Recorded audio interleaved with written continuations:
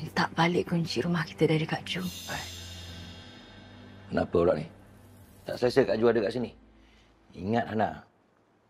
Kak Ju tu yang selamatkan keluarga kita hari ni. Faham.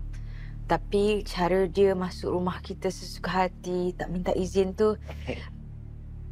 Sejak bila pula ada peraturan ahli keluarga sendiri nak masuk rumah adik sendiri nak kena minta izin?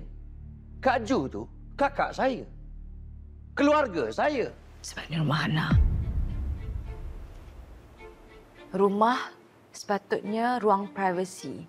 Sebab Hana nak uruskan keluarga Hana. Uruskan anak.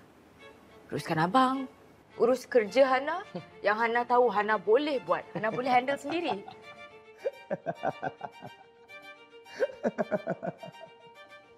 Tak sekarang ni, siapa yang suruh Hana kerja? Tak ada siapa pun yang paksa Hana kerja.